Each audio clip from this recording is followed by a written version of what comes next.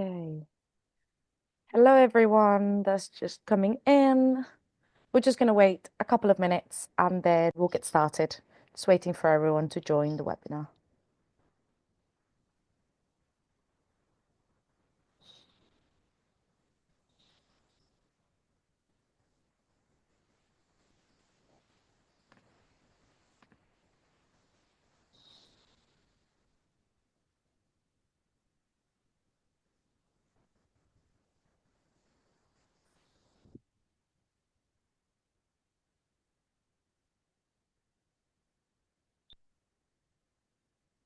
Hello, for those that have just joined, we're just going to wait another minute for everyone to join Zoom and then we will get started.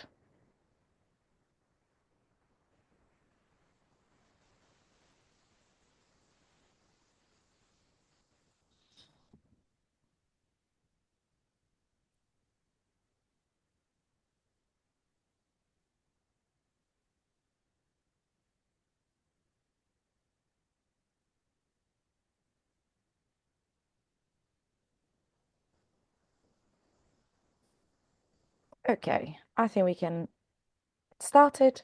So, hello everyone, my name is Marta.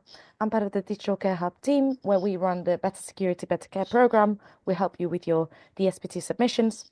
I'm joined by Sam and Nada from the Sussex Digital teams, and we're going to deliver a session on putting your DSPT into practice and looking at information asset register and record of processing activities. So I will hand over to Sam, who's going to do the presentation.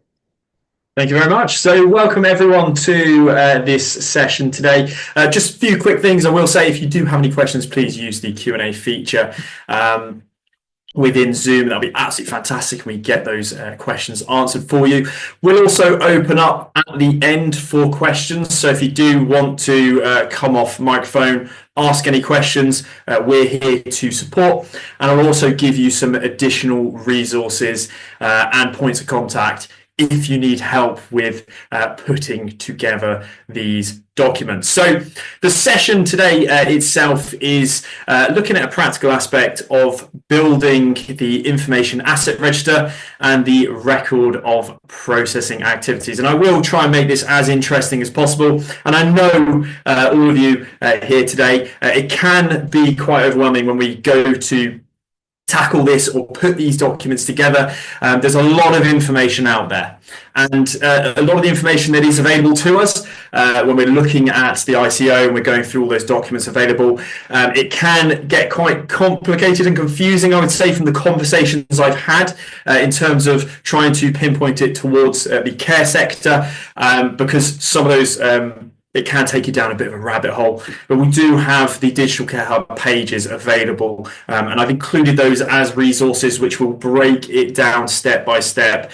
again, linking it directly to the care sector. There's also templates on there which I will be using today, which are available to you to download during this session or even right after this session, so you can start with this. And if you're really stuck, as I say, I will give my email address. Please drop me an email. I'll get you in a call and we will try and work through that together.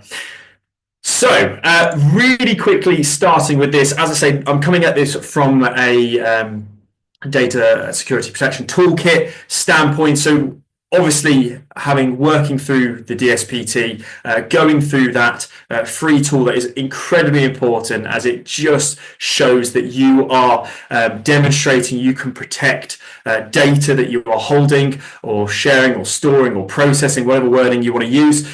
You need to make sure that data is safe, and using the free tool that is the Data Security Protection Toolkit will ensure that you can demonstrate that. Now, please don't use it just as a tick box exercise.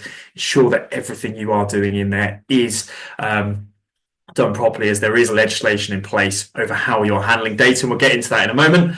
But one of the evidence pieces in DSPT states, it just does ask if your organization has an up-to-date list of ways in which it holds and shares different types of personal and sensitive information. Now, if I go across to the Data Security Protection Toolkit, which I've got here, I will just cancel this. This is the DSPT. If I go down to policies and procedures, you'll find it in here. If I click into that, there is more information there available to you. and this will take you directly to those templates. Also, it will give you some additional information on here. Again, lots of links, lots of information, but this page here will take you to the page on the Digital Care Hub, which will walk you through, again, the process, relating it to care, and then also give you those templates, which you can download. They are in Excel format, and then you can start inputting the information. We're going to go through those pieces of information today, look at those in detail, and I will be using those templates and actually going across as a live demo to show you where they are, how to find them, how to get hold of them. Now, as I keep mentioning, I said legislation, GDPR, again, this is why often this can get quite overwhelming, because we know we have to do this, we have to demonstrate this, we need to comply with certain laws. And so with all the information, this is why often I get people coming to me saying, please help, I need support on this. It's very confusing, lots of information.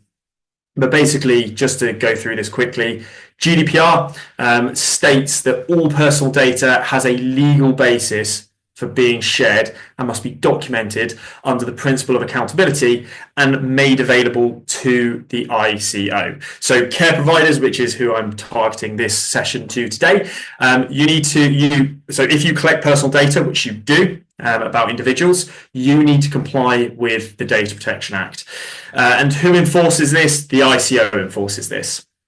And they do have powers to ensure that this is done, and they do monitor this, and they can hand out fines if it is not done correctly. So we need to make sure that we know how to do this and we can demonstrate that we're doing this. Again, we're not just ticking a box to say we've done it, and we just have some document that doesn't contain everything they're looking for.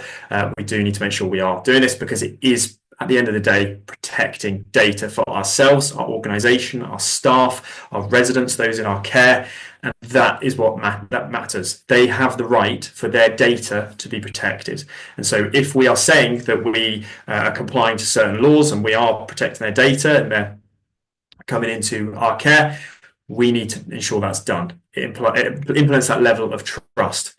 So data protection, personal data, again, what does personal data mean? I've just put a quick definition here, which is defined by UK GDPR. So personal data, really simply put, means any information relating to an identified or identifiable natural person. So a person, it's any information related to a person. And they've broken this down into some of the areas given particular reference, so names, location, identification numbers,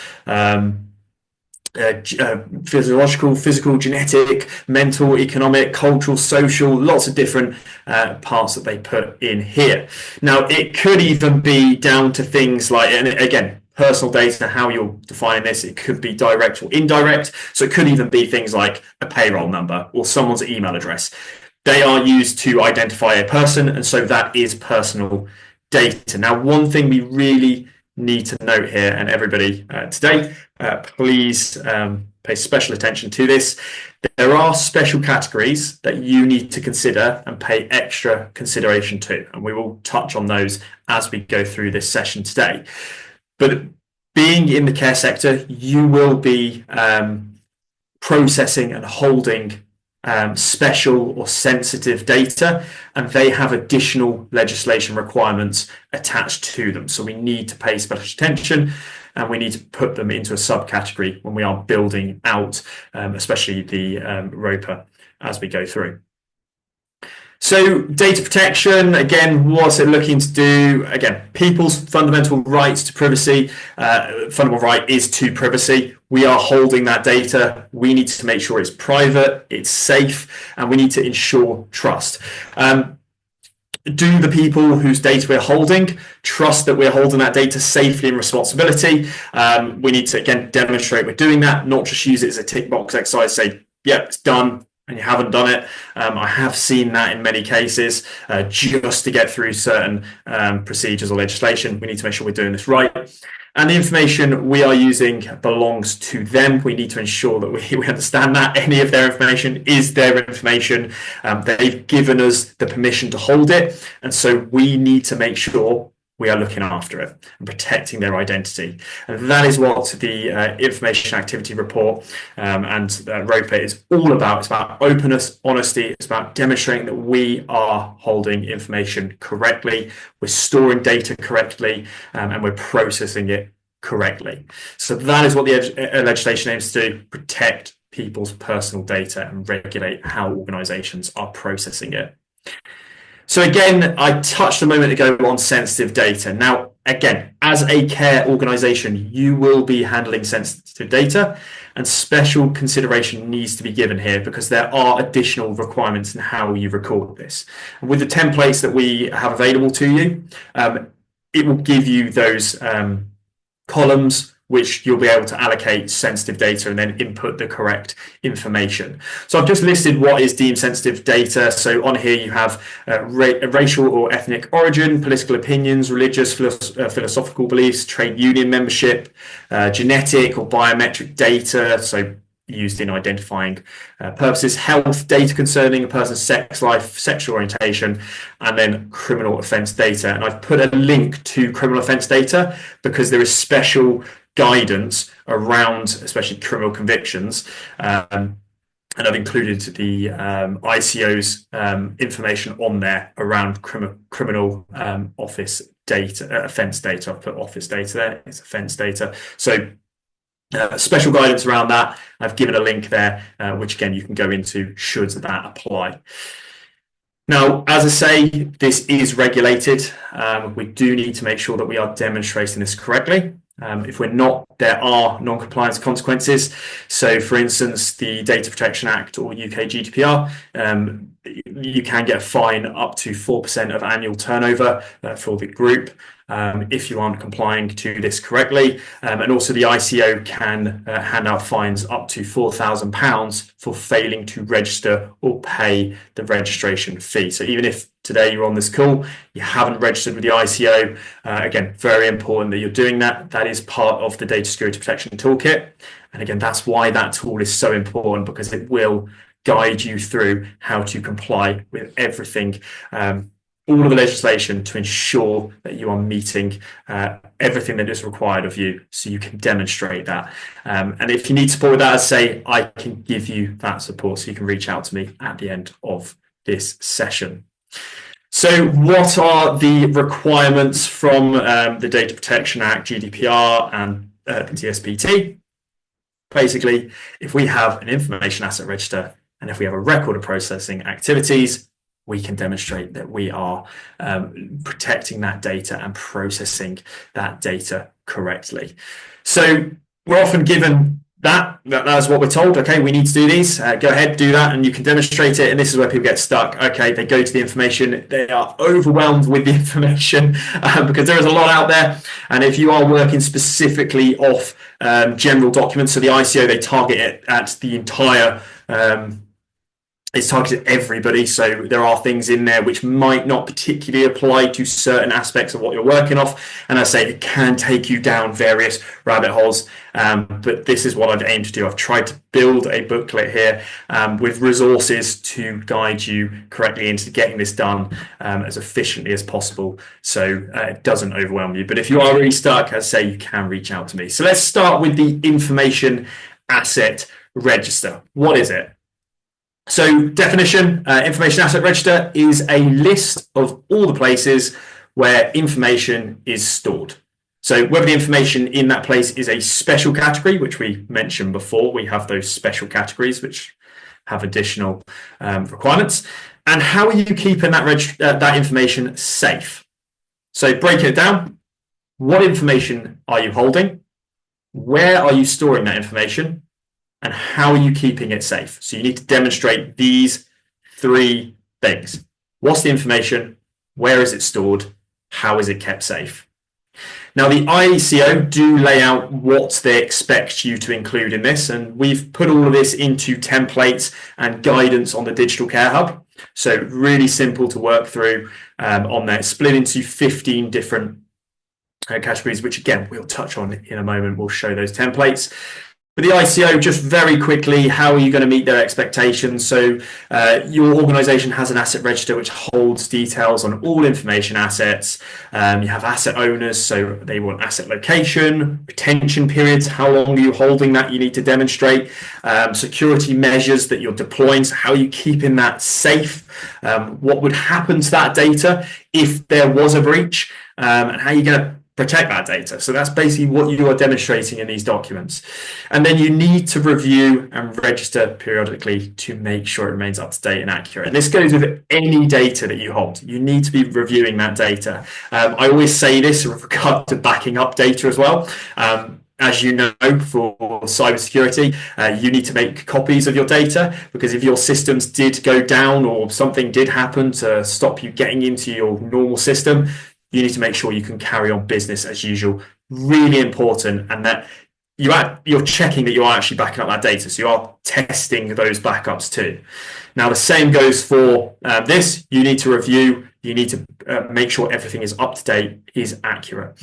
You also need to periodically risk assess your assets. So you do risk assessments within the register, and you have physical checks to make sure that the hardware asset inventory remains accurate. So just checking it, risk assessing it, making sure it's up to date, like you would with any data. As we say, this is all about keeping data safe, demonstrating that we're protecting it, and demonstrating how we will mitigate those risks. So how do we create an information asset register? So the first thing that we need to do, and I've used a booklet which I've also put at the end of this presentation, which you can walk through. I've broken this down into the stages, which 5 separate stages we can use. Again, same as you will find in this booklet, which is supplied by the Digital Care Hub, but I've put that into the presentation. There's also links going into the chat now, so it is useful if you do want to look at those. You can click on those, save them now for reference. But you want to identify your data to start with. This is the start point. So what personal data, using the definition we just went through of personal data, anything that can identify a person, indirectly or directly, what do you have that meets that criteria? And where are you currently storing it? Now, this can be lots of places, and it is quite an extensive process. We haven't begun doing this, but this is where you need to start noting that down. You need to start identifying what data you have, where it might be stored, both indirect and direct. You then need to check if it's special data. Now, as I say, as a care organization, you will be holding sensitive data, and that does have further legislation under GDPR. You need to mark all assets that contain special data, and then you need to risk assess each information asset. So in the event that there was a data breach, so let's say someone gained access or information was leaked or someone could get access to it due to a weakness, there's a whole host of scenarios that can happen in that event. You need to say what impact it would have on that data.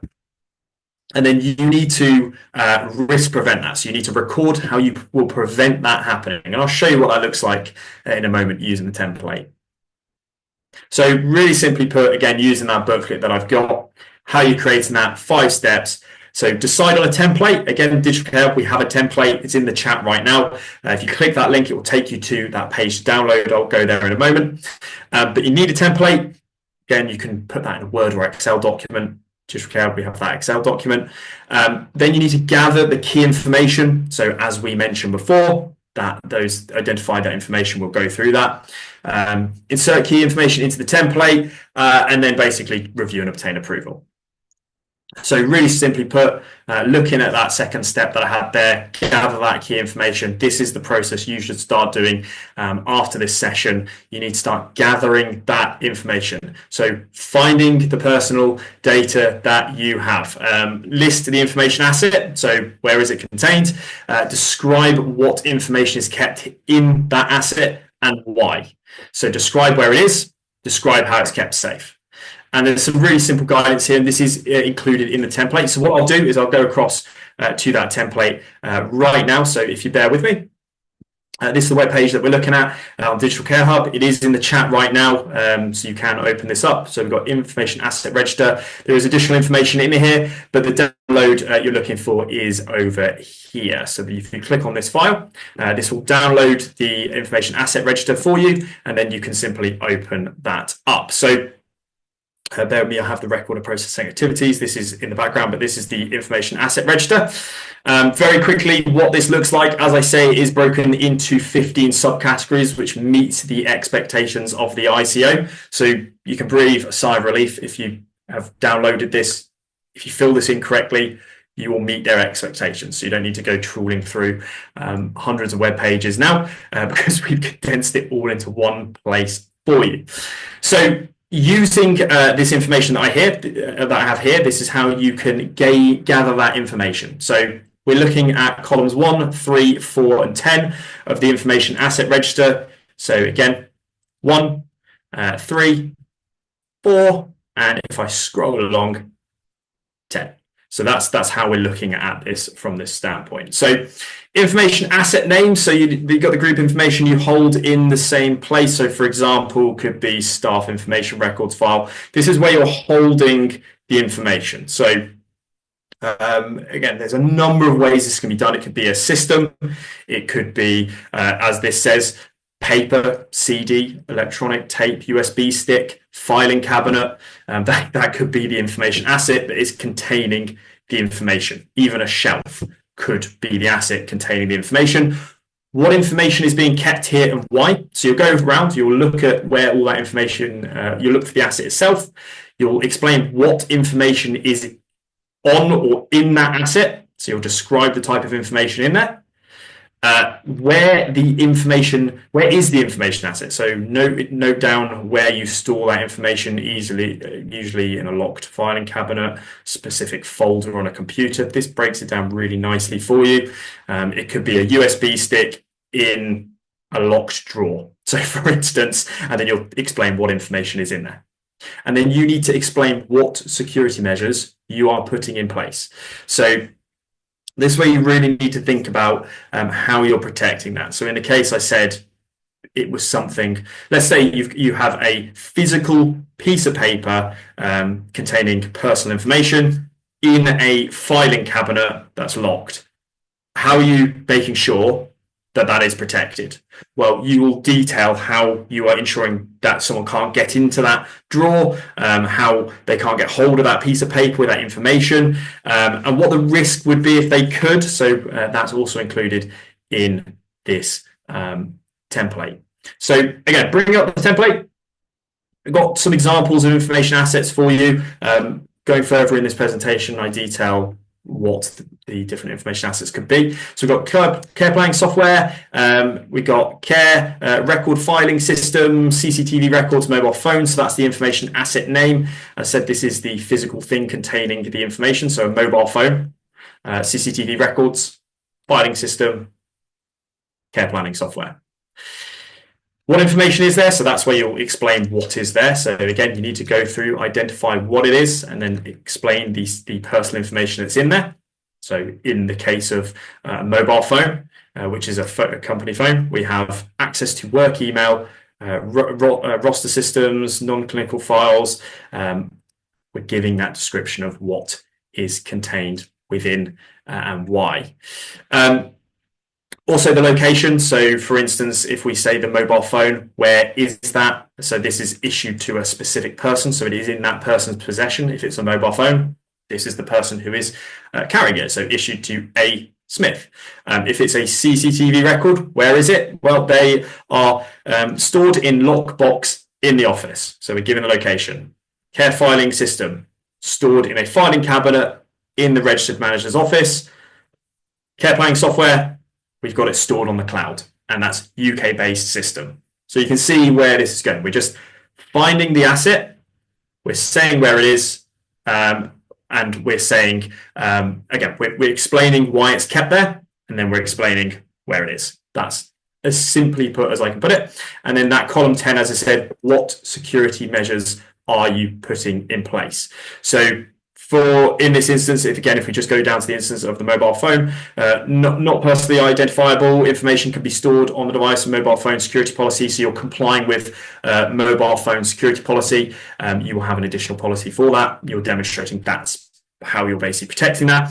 CCTV footage, robust policies are in place to govern how CCTV footage is stored. Access to the physical copies are restricted. Filing cabinet is kept locked. So I used the example of filing cabinet a moment ago with a physical piece of paper. It's kept locked and can only be accessed by authorized individuals. Maybe you have only authorized individuals who have a key. Maybe that key is stored in a secure safe or lockbox that only one or two people have a code to, and only those two people can put that code in to get that key, and only they can unlock that filing cabinet. That's the level we're going to here to demonstrate how you're protecting that and that you are also auditing that and keeping that information up to date. So that's the first piece of information that I recommend you fill in. So as say, asset name, what information is kept there, where the information is, and the security measures in place. You then want to cross-check the information because there can be lots of information that we do have in many different areas, and we may overlook some of those. And it's important that we go through a process of cross-checking everything that might contain personal information. Even if we can't really think about it at the time, we need to go through bit by bit and look for where personal information could be held. And again, this is found in the booklet that I've included at the end of this presentation, but some of those personal information could be held in things like cupboards, filing cabinets, on devices, could even be posters on walls. So you might be listing personal data on walls in offices. That could be one. CCTV footage, digital systems, so NHS mail, care planning, EMR, HR systems, offices, and even on shelves. So you need to cross-check that information, think about where that information could be held. This could take a number of hours or even days to go through, but it's something that you really need to do because if you are containing information, personal information, we need to make sure it is protected. They've also included a review list here with different tick boxes of how this could be contained. So for instance, a care record filing system could be on paper, on your computer, on a smartphone, on an iPad. So again, they've just included guidance on where these different things could be. Secure email, NHS mail, shared mailbox. So within your NHS mail, in your shared mailbox, you may have personal information, so you need to consider that, and so on. Lots of different pieces of information here that you can use to work through to cross-check you have covered all that information that could contain personal data. So step 3 and 4 of this, really simple. You're just filling out the rest of the information asset register, so all the other pieces of information. I will just highlight, you might not be able to see this well, we'll zoom in slightly. Number 2, this is only applicable for digital systems. So for instance, if I just scroll down to this one, which is the care record filing system that's in a filing cabinet, it's not on a digital system because it's in a physical filing cabinet. So you just mark that as not applicable. You're only filling in those ones for digital systems. So a mobile phone is a digital system. So you're just filling those ones in. So for instance, supplier name, contract location, contract start and end dates. If it's not a digital system, again, just add not applicable in there. Number 5, now, as I say, as a care organization, you will be handling special data. And this is where you need to note that it is special data. So for instance, we have this category here. Does it contain special data? So care planning software will contain special data. So you need to put yes in here, that you are noting it is special data. And then as you go through, you will fill out the rest of this information. So for instance, who is the information asset owner? In this case, we have the registered manager. If it's a personal mobile phone, it will be the person who owns the personal mobile phone. Is the information shared externally? Do you receive it from somebody outside your organization? Again, care planning systems, yes, you will. And again, if it's a filing cabinet that you're just storing information, or if it's a mobile phone, and it's a personal mobile phone, no, that is within the organization. So these are the things you need to consider. And again, more information in here, which I won't go through too much detail as this goes through the ROPA.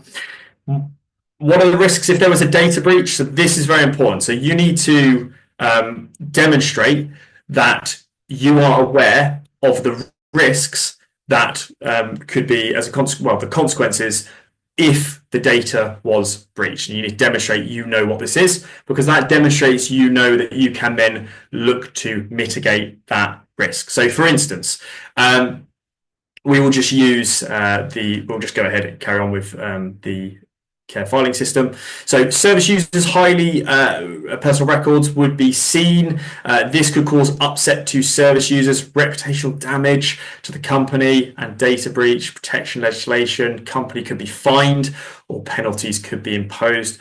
We know that there is special data contained in here. We know it's personal data. There are protection laws there. These are personal records. If somebody gets hold of those, we've just basically effectively allowed someone to access someone's personal data and we haven't protected it. So that could lead to reputational damage and legal consequences. So you're demonstrating how you've done that. You're demonstrating that that is the consequence. Same goes with the other options. So we'll just say for mobile phone, access could be gained to employee correspondence and work schedule. Huge risk. But like we did at the beginning, you are now showing what you're doing to stop that from happening. What security measures have you put in place? And you're demonstrating that you have security measures in place. Now, it doesn't have to be down to the point. This can be broad. So, for instance, you don't have to list an essay on how you have fulfilled a mobile phone policy and list every single thing in that policy. You just need to say, we have a mobile phone policy in place that we're complying to. The mobile phone policy itself is what will demonstrate the policy. So you don't need to replicate that information in here. You just need to say, I have a mobile phone policy.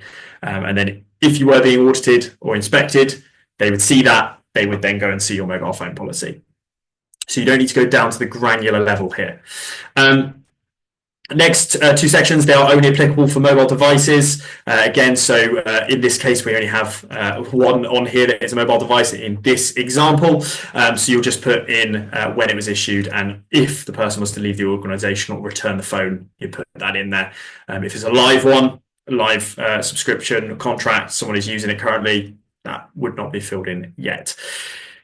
You need to be auditing this. So again, the IECO they expect you to be making sure you are checking all this information is relevant and up to date. So you do need to demonstrate that you are auditing in here, and you need to pop it in the date. And you do need to pop in if there has been a breach since your last audit. So again, you specify yes or no. And if yes, have all actions which arose because of the breach being taken. So again, you would put in whether it's applicable or if it has or not been done. So that is how you would fill this out. Again, we've popped the link into the chat. That is the template. As I say, probably the most difficult bit we find people in putting together an asset register is finding the information they're holding and where it is contained. But once they've found it, once they've identified it, you can start filling this in as I've laid out in here on this presentation, and we can get this out to you. I've also included booklets and a resource library, which I'll demonstrate in a moment. Now, the next thing that we also need to have in place is a record of processing activities. And as I say, definitely from my research and my time looking at record of processing activities, there is so much information out there. It can be quite overwhelming, and there are definitely pieces in there that can lead us off looking at things which we don't necessarily need to consider in certain situations, and I'll touch on what I mean by that. I've put down certain considerations, but we need to have a record of process activities. Now, again, it's down to you how you're doing this. We do have a template for this. You can put both documents, the information asset register and your record of process activities, into one file. I mean, information asset register will, record of process activities will contain items from your information asset register, or you can have them as two separate documents. It's up to you. Templates we have them as two separate documents. We'll look at those in a moment. But what is a record of processing activities? So it is a list of confidential data, where you're getting it from and where it's being sent to, and the legal basis for doing that. So basically, you're looking at the confidential data you're getting, You're highlighting how you're getting it, so where it's coming from, where you're sending it, and then obviously there are legal basis in place that we must follow. So we need to link the legal basis to each of the pieces of confidential data that we're processing. So I'll show you how that looks. It sounds very wordy, very complicated. It really isn't that complicated when we break it down. As it says here, all data in the information asset report marked as being received from or shared with external organizations needs to be included within your ROPA. So as I say, anything in that information asset report that you are receiving or sharing, you've got to put that in the record of processing activities. So really simply put, again, it's a list of confidential data. Where's it from?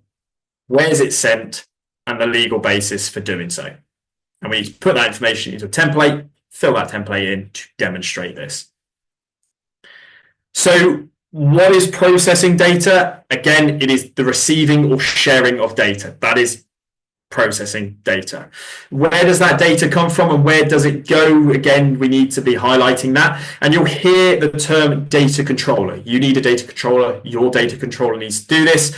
Again, it can be very confusing. What is a data controller? Who is that? How do I find a data controller? Really simple. As a social care provider, you are a data controller under GDPR. So it's you. You are the one processing that information. And so you are required to document specific information. So whenever you see wording saying your data controller needs to do this, it's you. You are the one processing that information. So you need to demonstrate how you are doing this. And that's laid out by GDPR. So again, it's a legal requirement. To document processing activities, same as the information asset report register, and taking stock of what information you have, where it is, what you do with it, makes it so much easier for you to improve your information governance and comply with other aspects of data protection law. So having this in place will ensure that you are complying to other areas of data protection law, and you can demonstrate this as well. Now, again, I've just put in the ICO guideline in here. So that, again, how are you going to meet their expectations? So in the template that has been put together by the Digital Care Hub, these expectations have been fulfilled and put into a template form. So you record process activities in electronic form. So in this case, it's in a document, an Excel document on a computer. And that's so you can basically add or remove information easily, rather than being on a physical paper copy. You need it on an electronic form. Your organization needs to regularly review that record against processing activities. So again, same as we're doing with the previous document, we need to make sure that we are regularly reviewing this and making sure that it is aligning and that we're clearly assigning responsibilities for doing this. And we are minimizing any risks, again, in the processing of activities. So again, this slide, very wordy, but I've just basically put the information from the ICO in here. Is how you meet their expectations. I'm not going to go through this in too much detail because the template that we have available to you, which is in the chat right now, again, you can click on that, download that. It has put all these considerations into the template. So we've laid out in template form, and then you can fill it out. So things like organization name, contact details, purposes of processing data, description, all those things are put into this template for you. There are different examples of data items. So again, when we're processing data, it could be from a huge different range of sources. And these have been put down into 3, for instance, in this case, staff, residents, and finance. So again, for staff, this could be recruitment documents, employee application forms, recruitment background checks. This is information that we're receiving or sending, DBS references, employees training certificates, completed appointment letter. As you can see, I've put all that in regarding staff. Residents, what could a data item be with regards to a resident? So initial needs assessment, care plans, financial assessment, DOLS request. We've got all the different information on here. I won't go through everything today because I put it all in here for you to be able to access. But these are examples of data items, and this is what we need to start collating and considering. And then regarding finance, pay slips, employee data, insurance, those kind of things we're looking at. So These are all the different data items which could be added to a ROPA. So as I said, there were key pieces of information that you need to consider. And this is where things can get a bit confusing if we're reading just the general legislation, we're reading the general guidance. On the digital care, we've put all this in there anyway. We've condensed it as well as we can regarding the care sector. But these are just some things that you need to consider so you don't put too much information in there, which you don't need to necessarily put in there.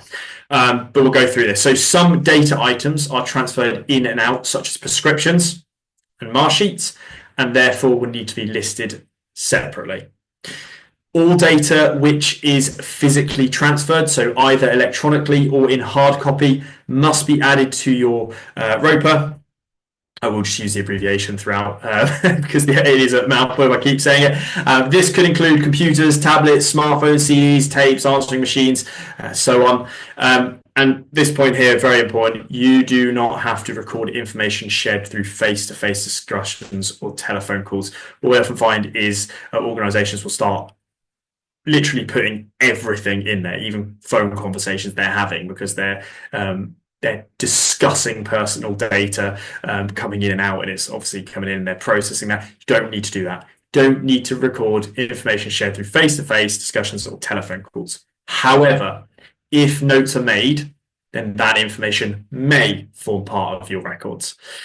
And then if you have fewer than 250 employees, which you are likely to have in this case, unless you are a big care network, then you do not have to record all the personal data which you process. So you only need to record processing, which is, in this instance, is not occasional. So you don't need to go and record one-off exchanges, or is likely to result in the risk and rights and freedoms of individuals. So if it's likely to result in the risk to rights and freedoms of an individual, you need to record it. If it contains special category or criminal conviction data, you need to record it. Now, in the case of a care organisation, you probably will be containing a lot of special data, and so a lot of this will apply to you. So it's listed 3 items that you need to consider if you are fewer than 250 employees. And data must not be about an individual. So again, we do see instances where people go right down to the granular level here, where they are putting in way too much information, and they're literally listing individual people. So Miss Smith's individual needs assessment. You're not doing that in this. This is on a higher level. This is your initial needs assessments generally. So the broader topic that you're looking at is not breaking down each individual and how you're processing each individual's data. It's that you process that data and how you process that data. So it's a higher level than that. So again, in the same way we've done with the information asset register, again, this is found within the booklet, just a step-by-step process of how you can build and create a start putting this in place for your ROPA. So 1, decide on a template. Digital Care Hub, we have a template available to you. It is in the chat right now, so please do download that, have that saved. We have put all those expectations in there and group them. Decide on key groups of data, gather key information, again, cross-check it with your information asset register. Insert key information into the template, and then obviously review and approve. So as I say, I've included the template, so I'm just going to click into this, and we will open this up now, so bear with me in a second. As I say, we do have this in the chat right now, so this is the record of data items processing activities template. You've got the file over here, so again, you can just click on the file. This will download the file for you, and then you just open the file like so. So we'll wait for it to open. As you can see, this is my information asset register still open. So this is the record of processing activities. I will zoom out slightly. What you want to do is you want to enable editing so you can edit this. And this is putting all of those expectations. So we've got 20 different items in here. We've got guidance on what these mean and how to fill these out. So I'll go through this with you now. So firstly, starting, we need to decide on groups of data items. So we want to make a checklist of groups of data items that are generally processed in the same way. Tick all the items that are relevant to your organization and review your information as it registered that we've just gone through a moment ago to check for other data. So take a moment to think about how data is processed by your organization so you are considering everything in here. You haven't overlooked anything. And again, using those key considerations that I went through a moment ago. So how do we do this? You want to list the data item, describe where the data is being transferred in from and out from, describe how the data is being transferred, and how the data is kept safe. So you're basically just saying how you are processing data and how you're keeping that data safe. And again, in the same way we did before, with ROPA, you can fill out these first points to begin with in the template. So item 1, 6, 9, and 15. So we've got the data item, where the data is received from. So examples we have here. How the data is transferred into or out of the organization. So for instance, email post by hand, that's how you're transferring it out. And you're saying where it's coming from. And what procedure has been put in place to ensure the data is secure. So for instance, passwords have been changed and there is a secure system in place for updating passwords. Staff to be given guidance on how to send and receive data securely. You're just listing how you're ensuring that data is safe and secure. So again, we can start by filling out item 1, 6, 9, and 15. So if I go across to record of processing activities. We have a number of different pages on here too with different information. As a cover sheet shows you the GDPR legislation. We have lawful basis in here, location examples. So this just helps you with looking for the locations of where you may receive data from. So we've listed as much as we can in here. And then also suggested personal data your organization may process. So personal data and special data. So this is just to help you cross-check to identify any data you might miss. So you can go through all of these and check if you have any of this data and how you are handling it. And also cross-check in with your information asset register. Now, as I say, fill out the data items. So we'll start with the first one, needs assessment. And then we'll go to number 6 to begin with. Where is the data received, transferred in from? So local hospital. And then we'll go to 9. How is the data transferred in and out of an organization, either by fax or secure email? And then we'll go to 15, what procedure being put in place to ensure the data security? And we've put in how it is ensured to be safe. So once we've gathered that key information, what I recommend is you then go and fill out the rest of the template. So again, this will guide you step by step of what you need to put in here. So is it a personal data category? So this is health and care. You want to put subject, data subject information, citizen, employee, OT. So it's all in there. You'd list what it is. Data format. Again, you would list how that is formatted. Is it paper? Is it digital? Is it both? These are very simple to fill out. Is the information being transferred in or out of the organization? So you just say if it's coming in or if it's going out, because we are demonstrating if it's coming in or out of the organization. That is how you process information.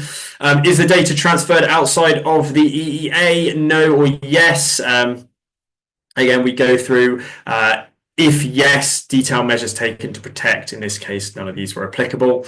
How is data transferred in and out of the organization? We've all gone through that one. And then, as I say, if you look at the definition of the record, you need to be giving the legal basis for processing that data. So for instance, we've identified if it's special data or if it's not. If it is a special category, we need to say that it is a special category. And then obviously we need to give the lawful justification for why we're holding that data. So personal, special, doesn't matter. We need to put it both in this category. So in here, and we've got a breakdown of legal basis of processing in here too. So Article 6, we've broken down what these are, and Article 9, we've broken down what they are. I've also included these in this presentation. Again, you need to be highlighting which of these applies to the data. So for instance, this data item is a needs assessment. What is the lawful basis for processing? Legal obligation. Is it a special category? Yes. And then the legal basis for processing special category. So if it's special category, we then need to, again, legal basis processing, Article 9, it gives the legal justification for processing, and we need to specify what that is. So in this instance, it is provision of health and social care. If it's not considered special category, then it is not applicable. And then as we go through here, we have obviously how long is data retained. Now, this is a question that has come up a lot, retention periods of data. How long do I hold certain pieces of data for? Why do I need to hold it for that long? Now, again, this can be controversial. There's a lot of discussion here. NHS does have guidelines. If you do a web search on the NHS guidelines for retaining data, they have broken down a guideline of how long you should retain certain pieces of information. However, when you look at the ICO guidance and GDPR regulation that is set out, they don't specify a time period. But you need to, if you are holding information for long periods of time or holding information, you need to give justification as to why you are holding it for that period. If that's too confusing, as I say, there is guidance on how long you should retain data for, because there are some instances where holding certain pieces of data for a very long period of time could, and I say could, create extra risk if you are holding data which you don't need to hold anymore. And so you need to be listing how long you are retaining that data in here. And then obviously, as in all cases and stated by the ICO, we need to list how long we're holding, that we are reviewing this. So all, anything we do, every record we have, we need to review it, we need to audit it, we need to check it. So we need to, again, demonstrate that we are doing this. And then we have additional ones, date of last change of legal basis for processing. So again, none of these are applicable at the time. Who is responsible for the data? And you'd fill that out, who is responsible. Has a data impact assessment being completed, a data protection impact assessment being completed? So again, this is something that you do need to consider. I'm not going to go through this now because next week I am doing a full session just on the data protection impact assessment. So I'll be able to go through all your questions, go through that in detail next week. So do book onto that one. And that is how you would fill out the record processing activities. So I said, I've laid it out how best to approach this. There is also a booklet that will guide you through that. But the most difficult part here that we're looking at is identifying that key information to begin with. So we need to find that key information. In the template itself, we have given examples of that information.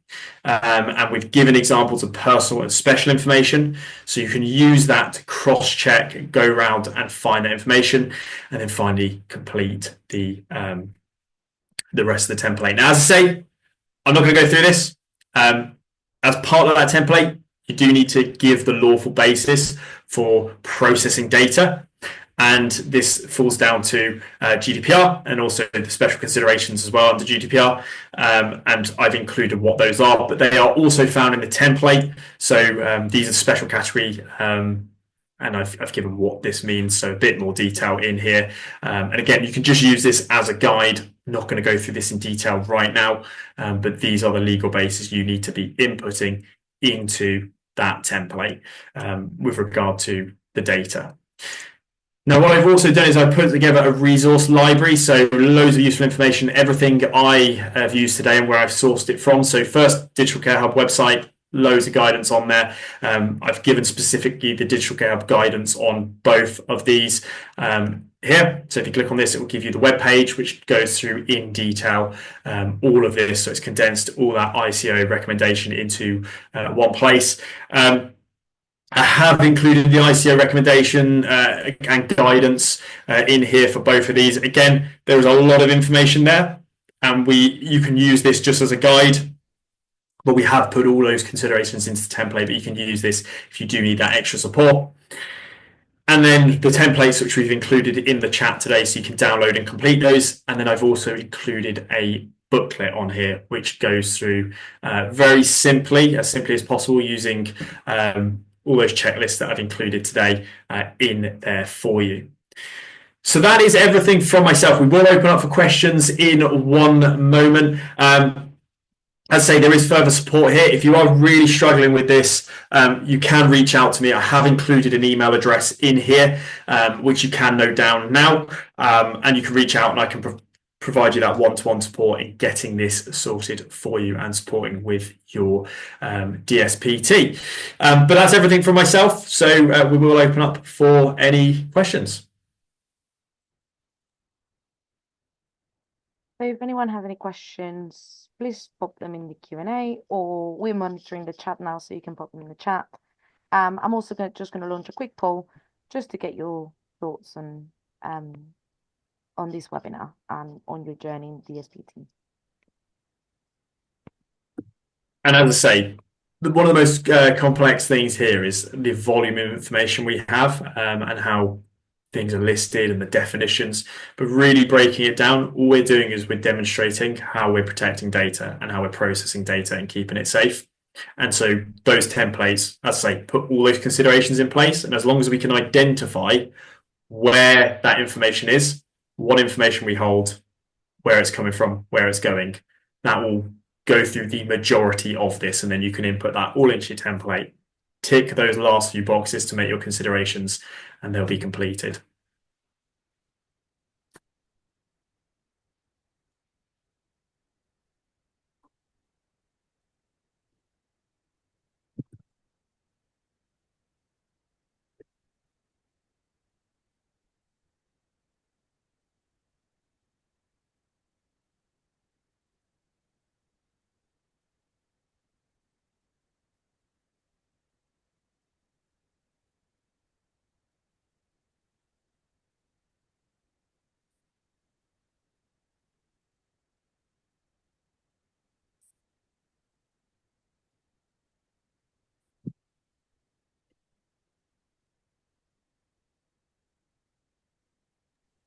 And we do have a little question, not really a question it's more of a comment from TJ.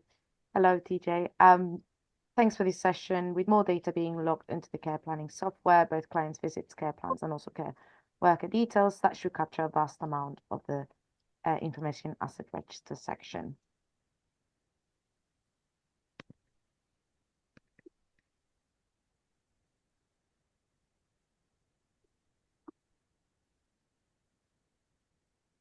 Okay, well, there's no more questions. There is one person raised hand. I've just seen someone raise a hand.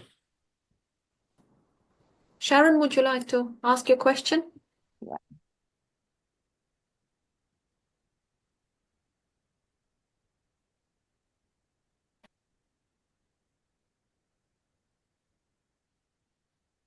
Okay.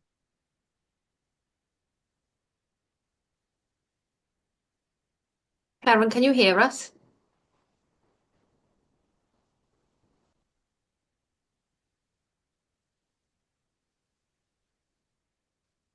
You are on mute in case you are saying something.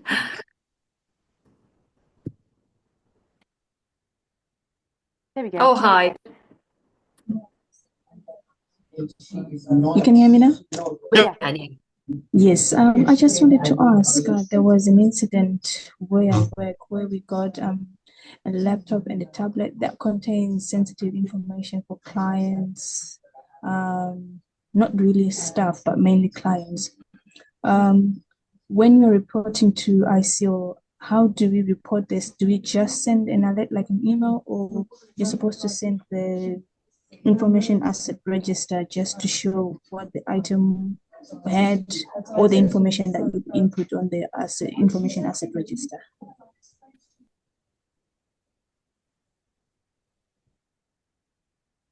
So did you say that you did have a data breach? Sorry, I missed the very first bit. Yes, we had some gadgets that were stolen in one of our units. Okay, so from my knowledge, again, Nada, please do intercept. You obviously do need to report a breach. So the ICO, they do have a web page where you can report a data breach. I'm just going to put that into the chat right now for you. So in any instance where there is a data breach, you need to report that to them. They do have guidance, which you do need to do that within 72 hours of it happening. But if it's happened, report that. The link's there. There's a link, there's a part of it that says start now. So you just click start now, and then you go through report a breach of personal data, and it'll walk you through how you do that. Is there anything else you want to add to that, Nada? You don't need to send your asset Yeah. register. You just follow the information they ask you. If you have any questions, they're usually very helpful. I have found them in the past, and they've been extremely helpful in managing your breaches. Yeah. Yeah, they provide full guidance. There's a team there as well which go through mitigating future risk as well, and they'll just cover off everything with you. And there is one more question in Yes. Q&A. Sorry, do you want No, to go on, Nala. Would the information asset register also include the HR portal and the payroll system also, with most being digital now? Do you want to answer that one? Yes, please, Sam. Yeah. No, do you want to answer that one? Yes, you Yeah, would. that's right. You would include it. Yes. Yeah, it contains personal data, sensitive data. It's processed, so yes.